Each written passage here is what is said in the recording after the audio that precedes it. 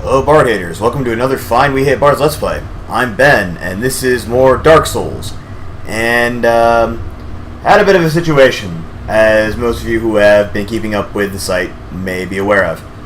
So, basically what happened was, I recorded this episode of Dark Souls as usual, posted it, published it, did everything the way I normally did, did a test record prior to doing it to make sure everything was working, everything seemed to be working, and, published it, and then went to sleep. And then the next morning I woke up to hear from one of the Bards admins who had watched it to see what was going on, informed me that there was no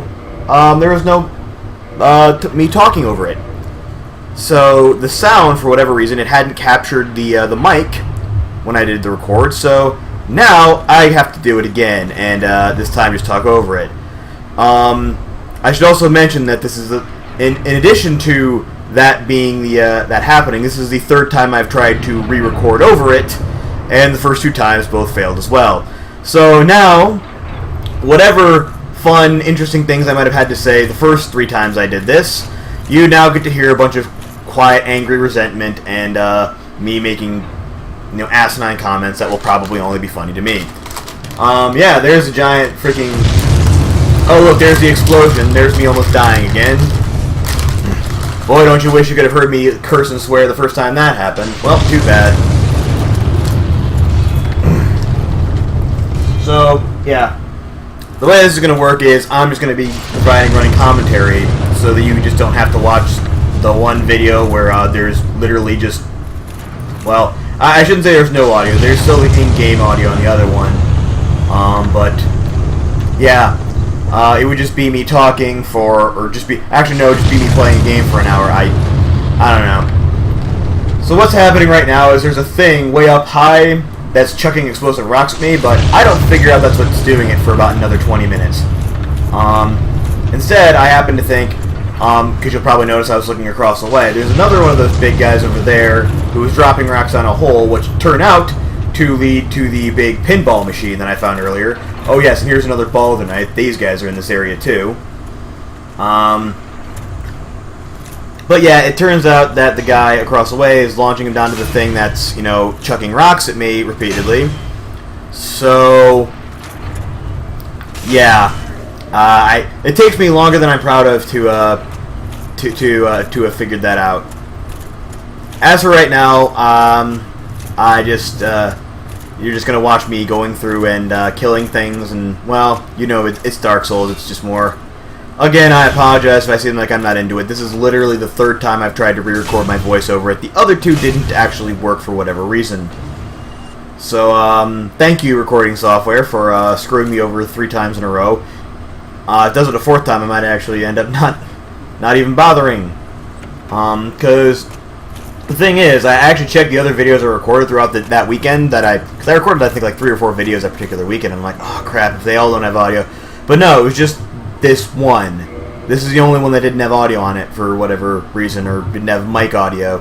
So I don't know if it came loose when I did something, or what happened. So yeah, in that treasure chest I found something called the Flame Stone Plate Ring, which, as you can see, boosts fire defense.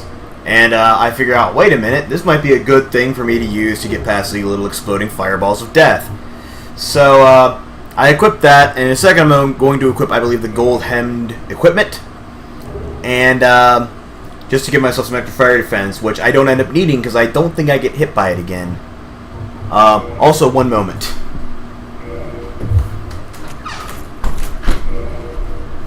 Right. Had to close the door to ensure that I wasn't getting any additional, what's the word I'm looking for? Any additional input from past the door. So, yeah, I equipped the gold-hemmed equipment, and this is where, like, both the other times I recorded this, I made a mention to the fact that the gold-hemmed equipment actually apparently was really, really good in the very first iteration of Dark Souls. Yeah, apparently... It was actually, because, again, it can't be upgraded, or I don't think it might be able to, if it can be upgraded, it's only a little bit. I can never remember, because, again, I'm watching this on a recording. But, the original, when you originally got it, to make it for the fact that you could never upgrade it, it was just a specialized set of equipment.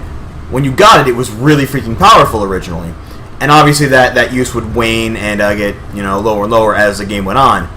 But apparently the creator from Software, the creators of Dark Souls, thought that was too overpowered, so they decided to depower it for later iterations. Yep. And so I managed to run past that. Turns out, doesn't actually hurt, or didn't actually hurt me, because I got past it quick.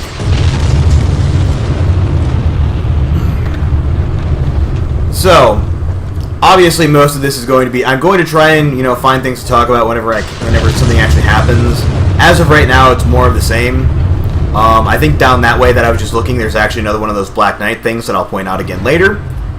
And, but to kind of pass the time in between me just walking from one place to another, I have something I do want to talk about that I talked about one of the times, the second time I believe. The first time was just me talking in circles. Down that corridor, again, I don't know if you can see it on the record, but there was another one of the Baldenites. I will end up killing him later. And there are cages. I think at one point I look at a thing on the ground that says need key. Which of course I don't need now because the one guy who's actually locked in one of those cages at the bottom, I killed. If you'll recall, I think last part, I actually killed him by accident by trying to break him out of the cage. And so first let's just kill this archer guy who was taking pot shots at me earlier, in case you couldn't see. And yep, gorgeous view. This is the time in the last couple of records where I've talked about how it is really cool how Dark Souls does that thing where it shows you stuff, but not just as background scenery. You can actually go there. Also, that's the boss I'm about to fight. But yeah, I'm sick of talking about it, so I probably won't. Other than just to say, I really think it's cool that if Dark Souls shows you a thing like a giant cathedral off to the side, that you can take it as read. You will actually go there at some point.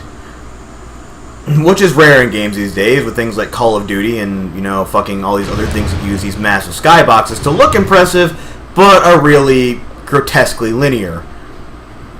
So, at this point, I was looking for a bonfire because I was down to 3 Estus and only 2 fireballs on Pyromancy, and I desperately needed to restore some of my stuff. So, I was looking around hoping that somewhere along this area I could find a bonfire, maybe replenish all the stuff I had, and go fight that thing over there, the Iron Golem, at full strength. But spoiler alert, I don't actually find a bonfire before I do that. Now here's where I discover the guy who was throwing explosive things at me. And I do a really stupid thing. Let's try switching all my armor back while I'm in combat. Oh shit, he punched me through the door. I should probably move further out of the way. Yep. So, for some reason I thought he couldn't hit me just on the other side of the door, despite the fact that every other enemy in the game can do that. Maybe I thought it was because he was big that he couldn't. Either way, he's, yeah, that he's about to die. Again, this doesn't even... Outside of that first hit, I don't actually get hit again by this guy. I found it kind of odd these guys were as easy as they were. It's basically just boiled down to waiting for them to swing, going underneath them, and then hitting them from behind a few times. Yep, just like I'm doing now. And in about a few more hits, I think one more, he should be dead. Yep, there he goes. And I get 3,000 souls and a Titanite chunk from him. Although, as I've established already, well, as you probably guessed, I won't get to keep those souls. Because I am about to have to go fight him. I think I do one more thing. I think I have one more idea. Oh, yes. And here's where I realized that that was the thing that was throwing explosive balls at me, not the guy over there. So it was a bit embarrassing.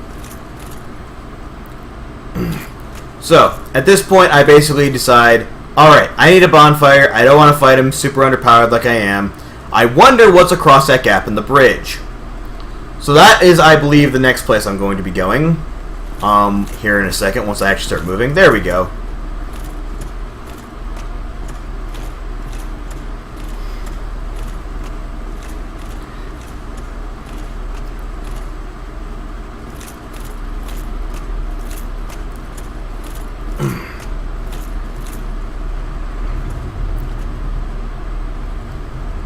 Interesting thing, and I don't do it in this play, but I did actually double check it. That guy over there on the opposite side, who turns out was dropping the rocks, he is a one-time only enemy. If you kill him, just like his little friend,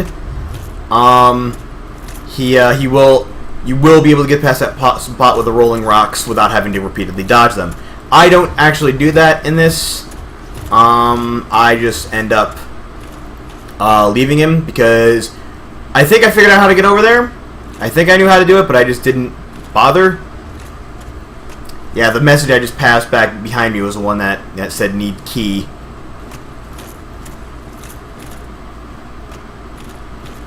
Alright, and here's where I go decide to fight that guy with the ball of their armor. And I believe I do end up behind him finding a treasure chest with stuff in it. I also find a large titanite shard on his corpse.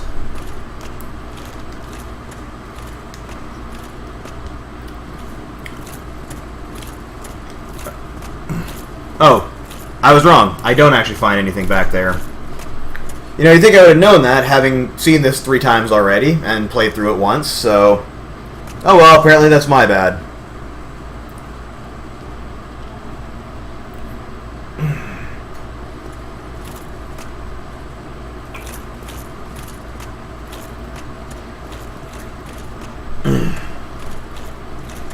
And I believe this is about the point, right about here, where I'm like, there's a little gap in the bridge. There was a gap. There have been gaps earlier on in the game I could jump over. Let's try to jump over this gap, shall we? And yes, that other one off to the right, I believe, is how you get to the giant guy. Again, haven't done it to this point. Probably won't at any point in the game. I mean, I might. I don't know. I actually don't know, because I'm only a few parts ahead of where I'm currently, or where's currently uploaded right now. I haven't actually beaten the game. Oh, yep, and there's me falling and dying. Alright, I survived this one. I don't survive the next one. And have to waste an Estus because I fell, obviously. But at least I got a sniper crossbow out of it.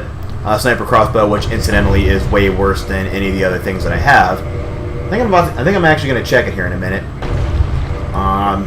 Or maybe I'm not.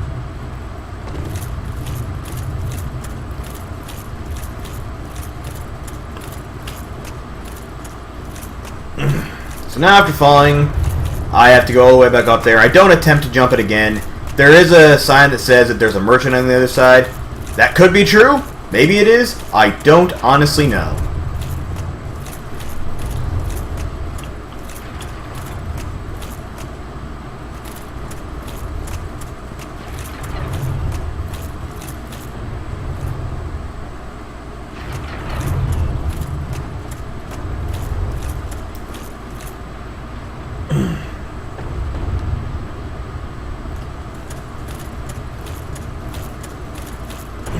So, now, the only thing left to do is really go and try and take on the Iron Golem.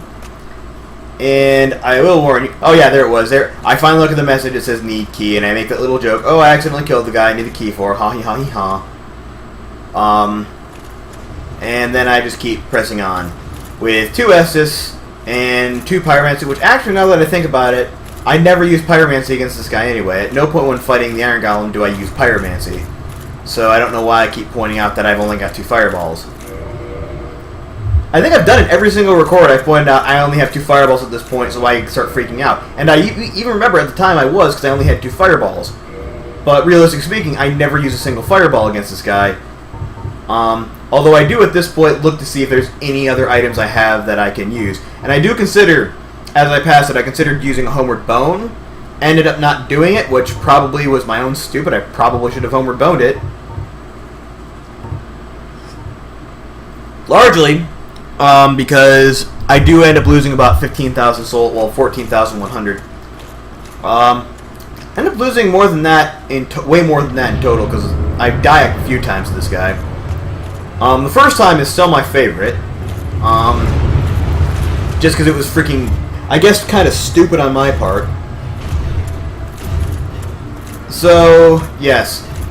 The last couple times I've done this, rather than, you know, getting play-by-play, I've decided to actually do a little bit of a strategy guide at how to defeat the Iron Golem. Because after watching it happen numerous times and, you know, having figured it out the first time, oh yes, that was my first death. I just get knocked off. So, well done me. Uh-oh.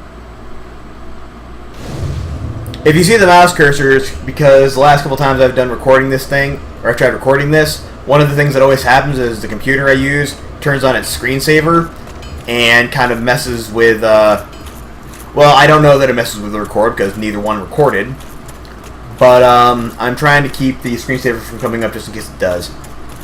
Anywho, what was I even talking about? Oh yeah, when I get back to the Iron Golem, I'll probably use that as a chance to give a strategy for how to actually defeat him, based on what I found. In the meantime, you've all seen this before. You've seen me go through Sen's Fortress, you know what happens up to this point. So rather than me attempting to just give a play-by-play and repeatedly run out of things to say other than just making weird noises and sound effects, I'm going to do what I used to do with Luke and talk about gaming news, or rather, I would if there was any gaming news of note. But this is one of those weeks in gaming that, you know, also known as Fuck All's Happened Week. Because I checked like 4 or 5 different pretty big gaming news sites, and none of them had anything other than this is a kind of, you know, like top 10 this list, or the thing people like about this game, or, you know, new DLC coming out for something no one cares about. You know, the kind of crap that you talk about when, again, there's literally nothing else of interest happening. Other than a lizard falling off a cliff. So, what I am going to talk about, largely because I saw that one of the, I was actually going to even talk about some of the games that have been released recently, but there haven't been many of those either, because it's that time of year. Not much is coming out. I think the most recent big one was No Man's Sky, and since then there hasn't really been any big ones, other than the one I'm about to mention. And admittedly, I don't know much about this game, wasn't able to find much about this game, at least not much that I could do in like the bit that I was talking during the record. But I'm going to talk about my views on, because it's part of a series, I'm going to talk about my views on the series so far as a whole, and just, you know, things that I like about it. And I'll reveal what that is right after this. Because here I make a really stupid mistake. And that is, I ignore that guy up on the platform. Because I think, oh, well, he's not going to follow me in here. Yep, he's just going to stay out there where he always is. I can just fight this guy one-on-one, because I remembered being able to do that. And then, surprise! Yeah, he apparently follows you in here if you don't. It doesn't end up being that detrimental. As you can see, I kill him relatively easily. But that is where I make a mental note to myself, okay, from now on, when coming past this point, you should probably kill that guy. And I also almost make another stupid mistake when I blatantly run right out where a boulder is going to be in a second. Anyway, the series I was talking about was Deus Ex. Because they came out with a new Deus Ex recently called Deus Ex Mankind Divided, I believe is the title. Which kind of makes me think of Invisible War, and I really wish that it didn't. Because my experience with Invisible War was I played it for 20 minutes, couldn't figure out where the hell I was supposed to go, wandered around lost, and then finally quit.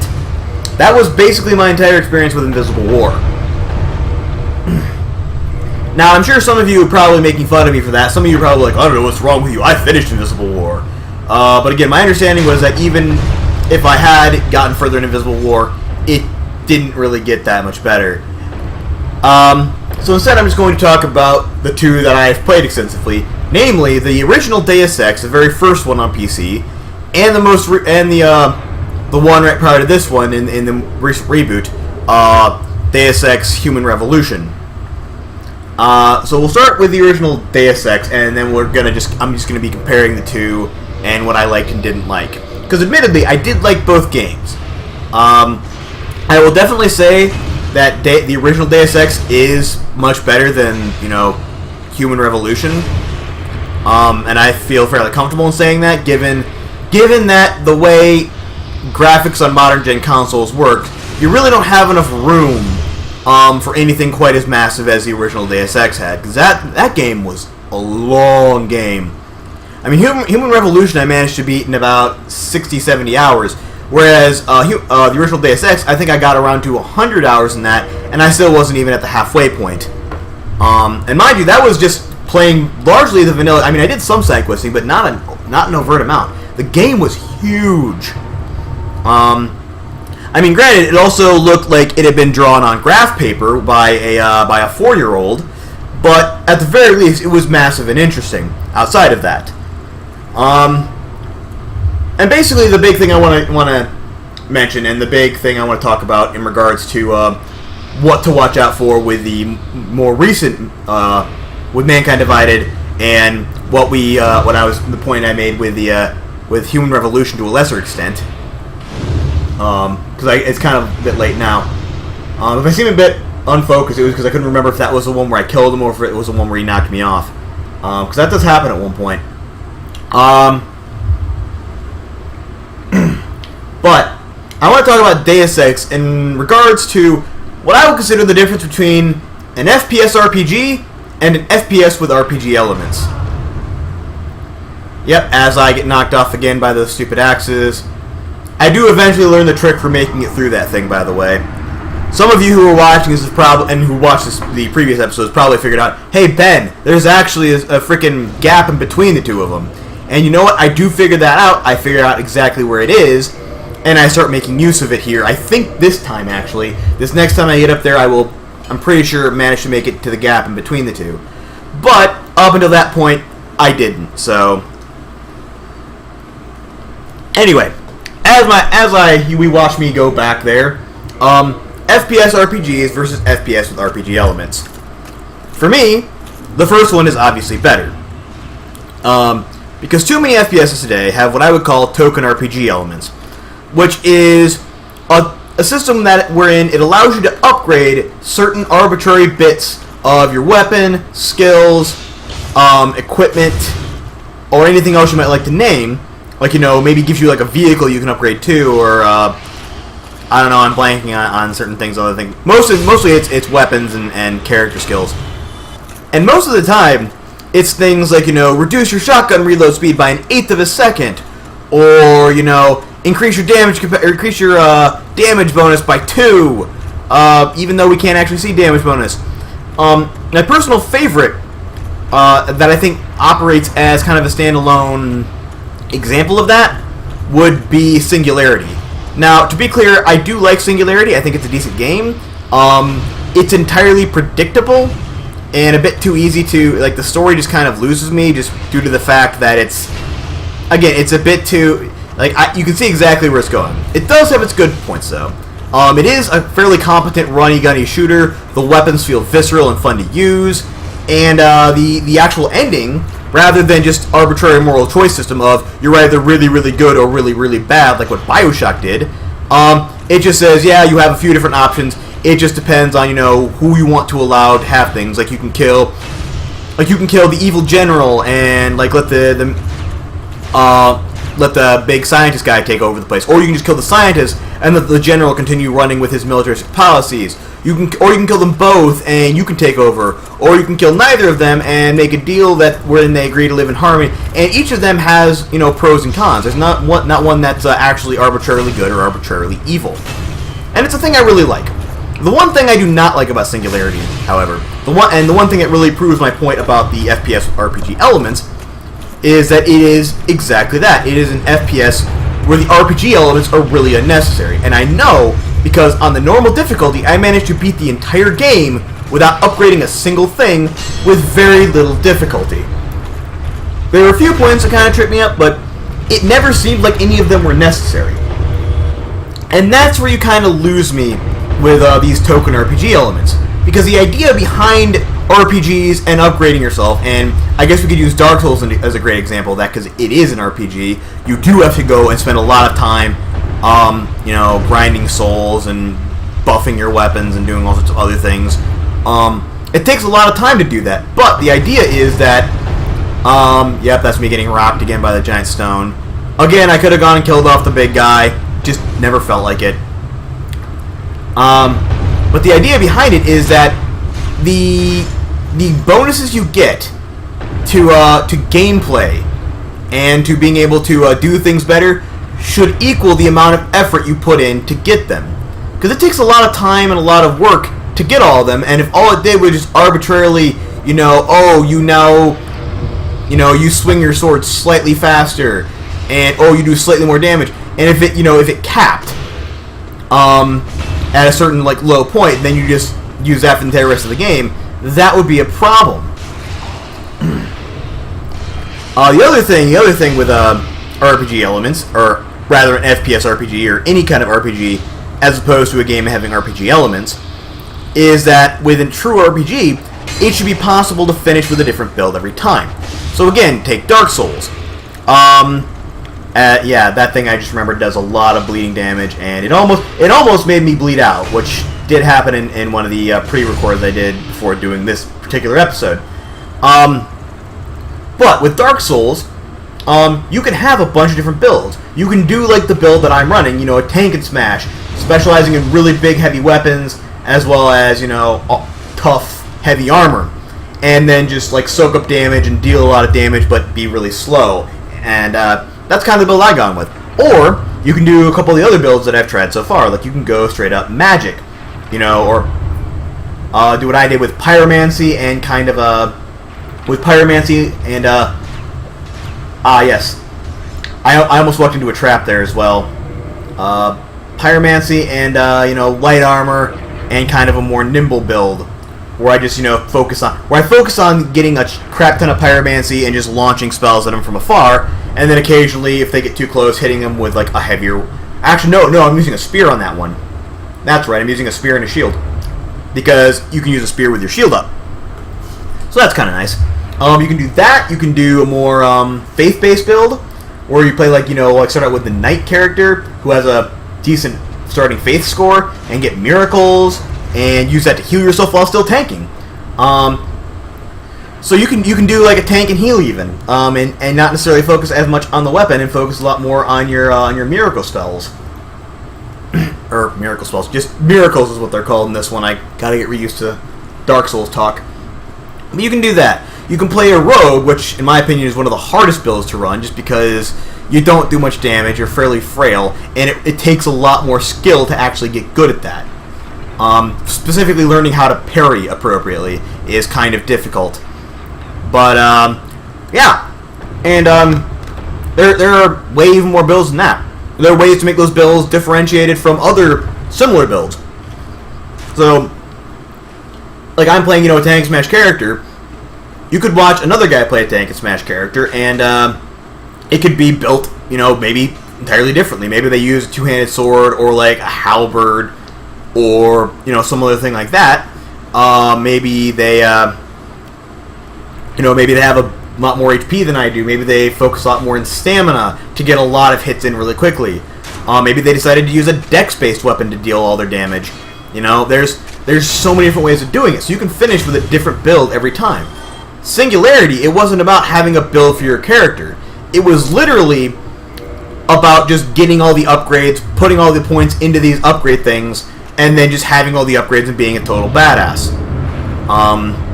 Here we go, back to the Iron Golem. So put that conversation on pause real quick. We'll come back to it once I die here in a second. So, strategy for the Iron Golem, as I was telling you about before. What you want to do, wait for him to take those big swings like that, then get in close, smack him a couple times, and once you smack him a couple times, back off, which I don't think I do here. Because then he'll start doing his really close range attacks like that axe slash, or he'll punch downward, or he'll stomp. And I think the stomp is what ends up getting me. Yep, I managed to avoid it that time.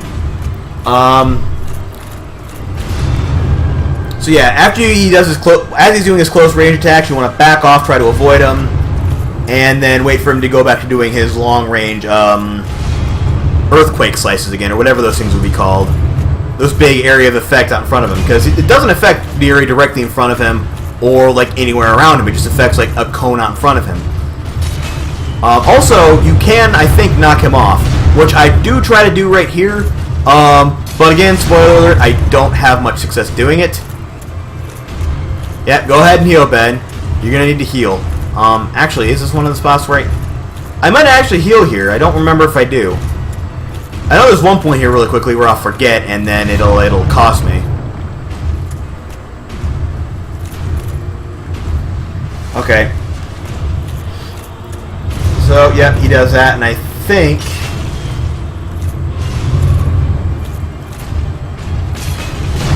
Yeah, there we go. There's one. Huh. I could have sworn I was dead by now on the other... Nope, here we go. I'm about to be dead. Yep, just give it a couple more seconds here. And there we go. So yeah, you want to avoid that. I discovered that the hard way by getting stomped quite a few times. And again, you can knock him off. I don't know how. That's not how I ended up killing him. But it does boil down to a thing I like about Dark Souls, is that anything bad that can affect you can affect the enemies as well. So like the traps, which I think I'll showcase here in a second. The traps will actually hit the lizards if you can lure the lizards into the traps, which is a really cool thing. I mean, because most games would just be like, yeah, everything bad affects you, but these guys are all immune to it. It doesn't affect them at all. No, anything bad that can affect you affects enemies as well. So especially with like the Iron Golem, you can fall off and die, but so can he. And it's a really fun, cheap way to do it if you get lucky enough for it to happen. I don't know, it just cheers me up. That's a possibility. So, now that we have to watch me kind of walk all the way back to the Iron Golem yet again, and I think we have to do it a couple more times, as a matter of fact. Let's get back onto the topic of, well, Deus Ex, and most specifically FPS RPGs. So as I was saying, with an FPS RPG, in a similar way to other RPGs, a true FPS RPG, as opposed to just an FPS with RPG elements, there should be different builds. You shouldn't just be able to max everything and just be super awesome. Not saying that that's necessarily a bad thing. I mean, admittedly, Saints Row did something like that. I mean, you could, if you spent enough time, get all the upgrades, buy all the upgrade points. But given the fact that the final upgrades were things like invincibility, infinite ammo for guns, I might have just accidentally done something. Nope, everything's still working fine. Yeah, I'm worried about pressing buttons now because I don't want the record to fuck up on me like it has been. Oh, and there I go. The axe has killed me again. Yeah, I bet you wish you could have been listening to me do it the first time and actually cursing, as opposed to the angry bitterness that you have before you now. Ugh. Anyway, so FPS RPGs. I need to stay focused here. As I said, most of the time, unless it's Saints Row, where, the point is just, have a lot of fun, do a lot of weird things. And again, the point of that game wasn't get powerful enough to defeat enemies. It was just, it was about the open world, kind of go around, cause chaos. The fun, interesting characters. Just like this big, this big sandboxy type world, which it works fine there. But for something like, I guess we can use Singularity or something like Deus Ex especially, if you're going to throw in, RPG stuff, the RPG stuff needs to make a difference. It needs to actively impact your ability to fight more effectively and to be more specialized in the thing that you're specialized in. And the original Deus Ex definitely had that. It was one of the things I really liked about that. It was that game and System Shock 2, a game which I have actually played on this channel, and admittedly I do want to try and play Deus Ex one of these times, just to kind of showcase one, that it has not aged well, but showcase two, just some of the things that I really like about it, some of the things I think modern gaming kind of needs to take a few notes from.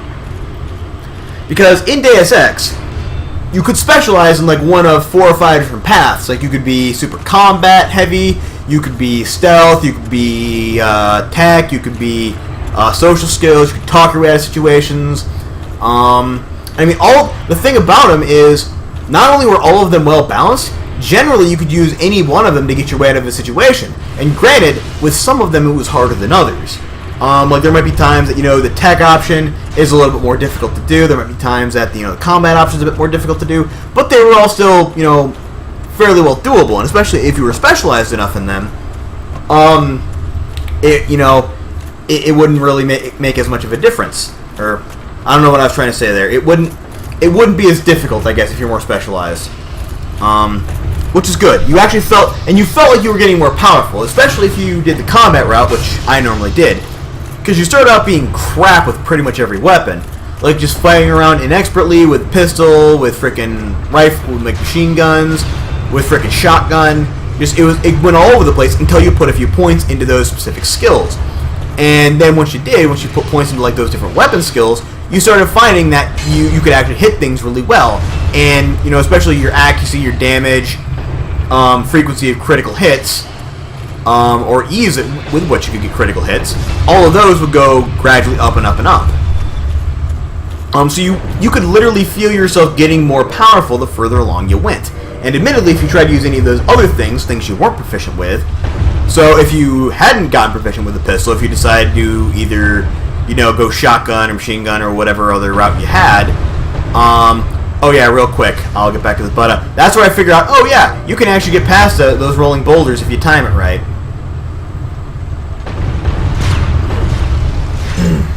Yeah, turns out you can do that. There is actually a particular timing to it.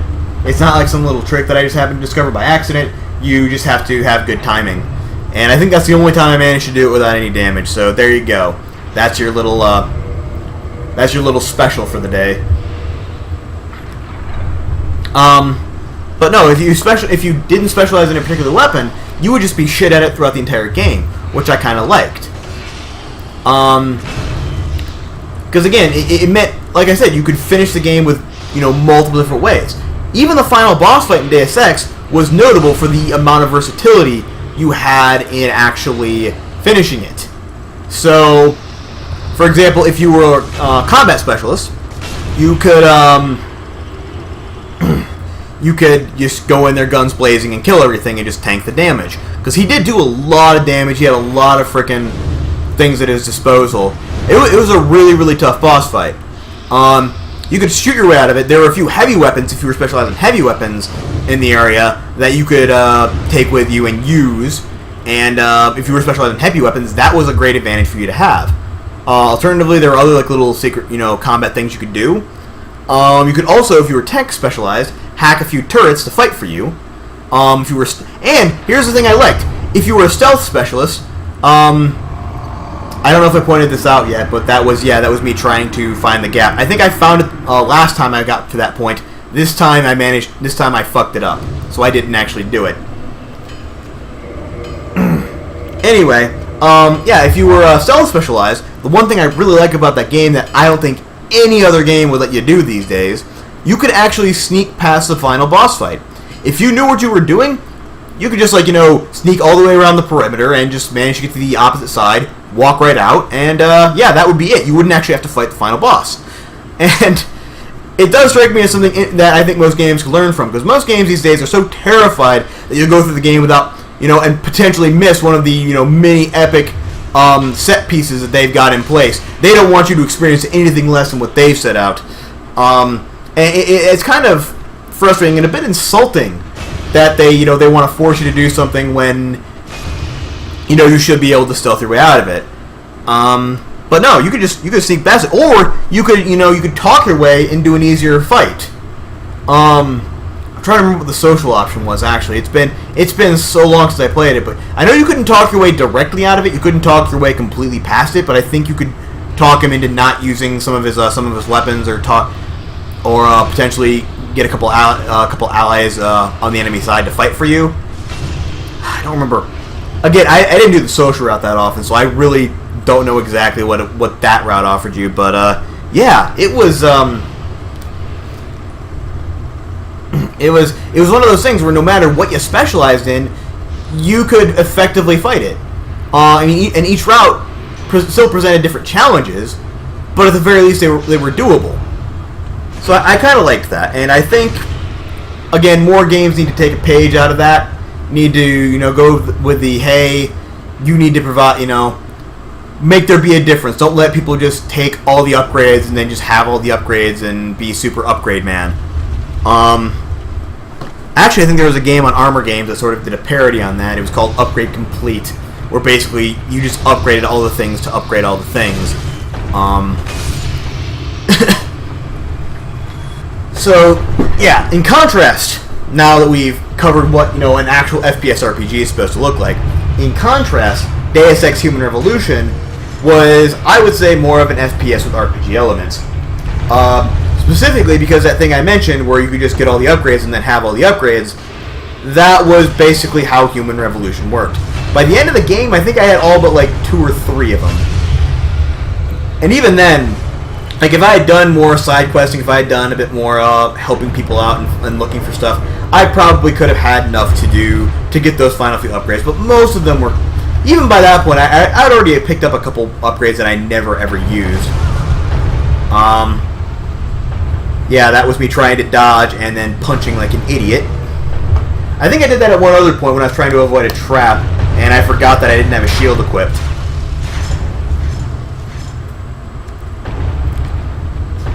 Yeah, for some reason I just brain farted there and thought, hey, you know, yeah, left bumper, that's the dodge roll button, right? It's not like it's B or anything. But anyway, Deus Ex Human Revolution, it had those useless upgrades. It had these things. I mean, even if we want to go that, you know, most of them were just like arbitrary, like increase your damage, increase, you know, this. There were a couple that were actually quite useful. Like there was one that allowed you to jump off of really high places and gave you like a parachute effect. That was a kind of a useful thing because it allowed you to get to some places you wouldn't have been able to get to otherwise. Which again, it's what RPG things are supposed to do. It's supposed to, you know, the more upgrades you put in, the more gameplay you kind of unlock, or the more effective you become at doing certain things. So I kind of like the ability to do that. There were some that unlocked additional inventory space, which allowed you to carry, you know, more weapons and equipment into the field, which was a really useful thing to get. But then there were some, particularly the hacking upgrades. The hacking upgrades, a lot of them I never saw the point of. Specifically, there's one that sticks in my memory. And again, it has been a few years. Well, it hasn't been a few years. It's only been, I think, about a year and a half since I last played it. But I do remember in Human Revolution, there was a specific upgrade I got. I didn't get that. So I may be wrong in how it works. It was an upgrade that what it did was whenever you were hacking and you were looking through like the different nodes on the hacking scheme, you could hover over a node and it would tell you how hard that node was to hack, what your chances were of hacking it, and I think 1 or 2 other things about it. Now, that sounds really useful, and you know, even if you've never played, it's like, oh yeah, that could be totally useful, and technically it could, which is why the game already had a feature wherein you could do that if you just clicked on the node rather than just hovering over it, which kind of hung a big question mark over the point of the whole thing. Okay, yeah, here's the point where I try to sneak up on that Black Knight thing. Doesn't work too well for me. But yeah, I don't know if I pointed him out earlier. He was just kind of chilling down there after the side. I decided, you know, fuck it, let's fight this guy. Let's give it a whack. I feel like he shouldn't be allowed to live anymore. So we're gonna sneak up behind him and hit him a couple times. Turns out to put up surprisingly little of a fight relative to somebody. I mean, granted, I am a lot stronger than I am the very first time I tried to fight one of those guys. The first time, clearly, it's really a lot more difficult. And also, another thing that happened here when I saw a ladder, I'm like, ooh, ladder! Maybe there's a bonfire! Yeah, keep hoping, Ben. Keep freaking hoping. So, oh wait, no, before I go back to this, there is one other thing I want to say about this. Right here it says amazing treasure ahead. So obviously the first thing that pops into my head is, oh yeah, amazing treasure. I'll bet that, you know, that usually means there's something bad up here.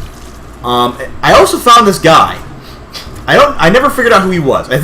I'm assuming he has to be Ricard given the name of his weapon, which is Ricard's rapier. As you'll see in a minute when I pick it up. Yep, Ricard's rapier, which seems like a decent dex-based weapon, I guess. It doesn't do anywhere near as much damage. Even when I do get the 20 dex required to wield it, it doesn't do anywhere near as much damage as my axe does. I mean, it's moderate speed. I guess, again, if you were running a more roguey build, it might be a bit more useful. But I generally don't like the specialist weapons anyway, just because they don't upgrade as much, so they max out a lot quicker. And usually when they max out, they're not as good as the regular weapons when you've maxed them out and specialized them. I don't know, just a personal thought. But anyway, here, do this. I see 2 treasure chests, and I'm thinking, oh, good, 2 mimics. They told me amazing treasure ahead. I'm guessing these are both mimics. So let's smash them, and then they won't be able to attack me, or at the very least I'll be able to attack them first.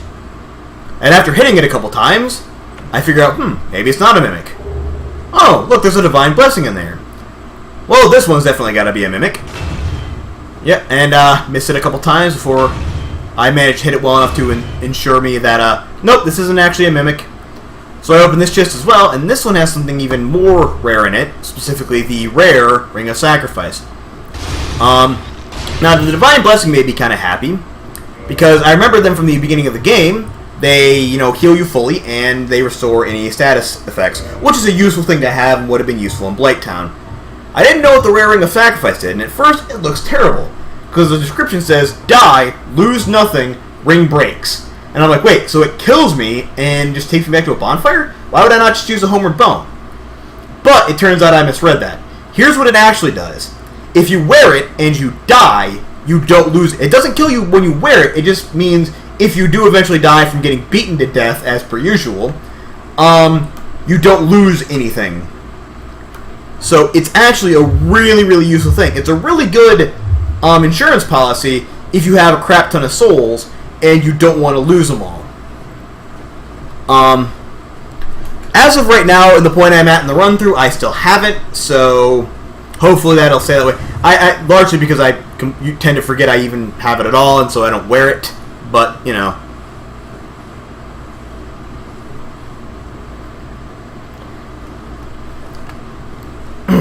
Anywho, now I'm going to go back up and try fighting the Iron Golem. I think this might be the last time I take him on.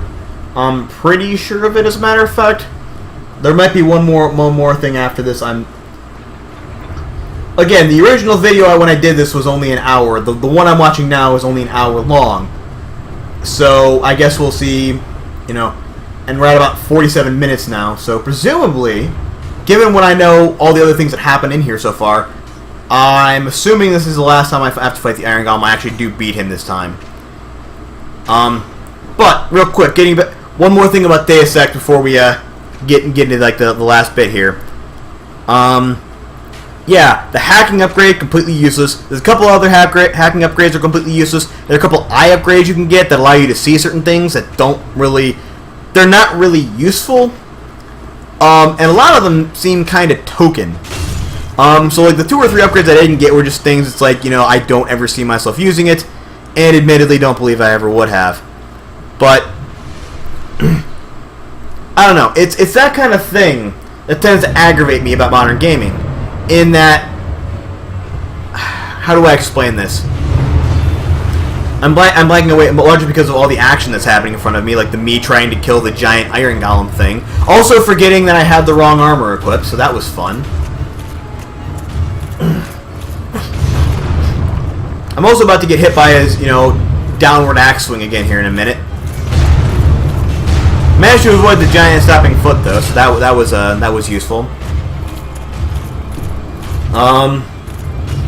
I don't know. I just think it's kind of insulting the fact that they think that we can't enjoy a game unless we can absolutely upgrade everything. Games like Alpha Protocol do give me hope, because games like that, you do have to specialize. Very specifically, later on in the game, when you actually, there's a thing called specialization. You have to choose 3 specific skills, and you can only max those 3 skills. All the other skills will only go up to 10 out of a possible 15. So it forces you, and you wouldn't really get enough experience to do it anyway, given all the other things you have to do in the game. So you can't just play this massive, balanced character who's awesome at everything. You have to kind of pick a particular area of expertise. And I like that a lot more, because it forces, one, it allows you to have a different game experience every time you play the game. So one time you might play it a bit more sneaky, another time you might rely a lot on gadgets and just like, oh yes, that's the other thing he can do with that little downward punchy attack. He can pick you up and throw you. Which that's the only time that happens. And it's at this point I start learning, this is where I finally perfect my strategy of wait till he swings like that, then move in close and attack him.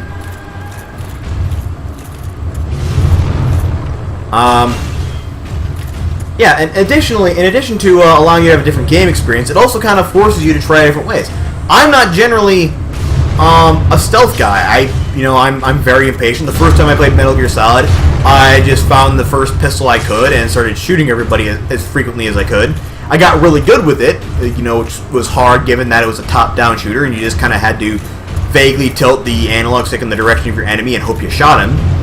But that was the way I played it. I don't really have a lot of patience for stealth games, but going back and playing games like Deus Ex or Alpha Protocol and saying, you know what, I wonder if I could actually do this stealthy, and actually getting a chance to see, okay, this is what stealth upgrades do. Okay, so this is an advantage I could use in sneaking around. I find that really interesting, and again, I think a lot of FPS RPGs these days, and especially the new Deus Ex, to kind of wrap this up, Mankind Divided really should have a system that allows you to specifically go into one of like 3 or 4 different kind of specialties, and you know, the way you play it, the way you like the equipment you use, that should all be quite varied as well. Otherwise, it's just, you know, what's the replay value in that? You've already beaten it once. There's no point in playing it again. So there you have it. That's me killing the Iron Golem, finally, and noticing that little ring of light on the ground, which I actually thought was a glitch, because it was white during that entire boss battle, in case you didn't notice. I thought it was a glitch, wherein my lock-on thing just kind of got stuck on the ground. But nope, you actually have to touch it, and touching it summons, wait for it, these guys! So, yep, bad things come and they take me away.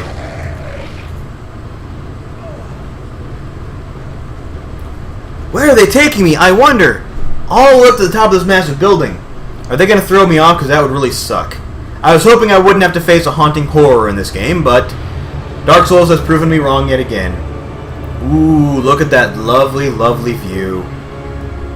A lovely view which, incidentally, as I mentioned earlier, we will get to explore at some point, because this is Dark Souls, and that's what you do.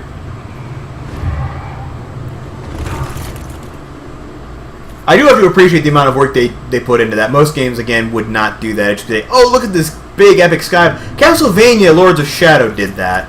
Like, it made these big epic skyboxes, and half the time you wouldn't get to see most of it. You'd see like some big massive fuck-off tower in the background. You'd have one level where you were like going to it, and then the next level you would just be inside of it. You wouldn't get to go to any of the surrounding areas of the tower or check out the outside. Which kind of annoyed me, really. Although, admittedly, I got to play it on the PS3 as opposed to the Xbox 360, which meant it only came on one disc. Ah, here we go. These guys. These guys are giant armor things. Hold on. They are giant armor things. And, yeah, they're kind of nasty. I'm running out of things to say at this point. At first I was worried that they might just attack you on sight, but they don't. You have to get fairly close to them. I think you have to get close enough for them to actually, you know, hit you before they'll even like start trying to attack you. Also at this point, I am trying to look for a bonfire. I am freaking out at this point too.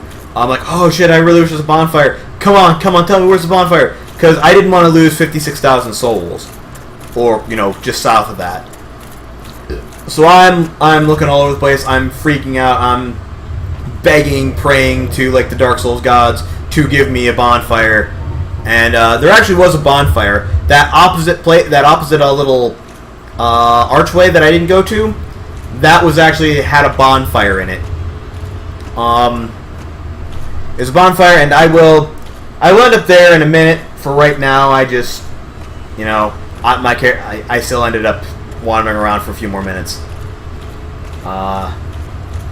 Yep, go out here. There's actually a gargoyle out here. It is a gargoyle very, very similar to the gargoyle that I faced as a boss fight quite a while back, right before the first Bell of Awakening. I think it has about as much HP as well, but since I do so much more damage at this point than I did back then, it's much easier to defeat.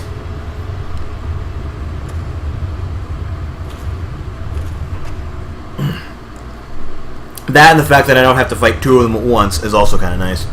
I mean, I do have to fight two of them total, but I don't have to fight them both at once. Now, this is the point where I do something that some of you may not actually agree with. Me standing there for a while, that's me looking at a walkthrough. It'll happen right about now. I pull out my tablet to look at a walkthrough because at this point, I just want to find a bonfire. I don't even care how I find it. And I swear to you, I didn't look up anything. I just looked in the Anne Orlando section, and I read it until I saw there's a bonfire here. Which doesn't take me that long. I think in about another few seconds here, I should get to the point where it's like, there's a bonfire there. And I go, oh, it's right over there. It is right up there. as opposed to me just because I didn't want to risk there'd be something horrible down there that would try to kill me, and I should have known that there was going to be a bonfire down there. It very clearly had those marks. But after I find it, and it's taking a bit longer than I remember it taking. Here we go. Yes, so I go straight down there, and that's basically where this bit ends.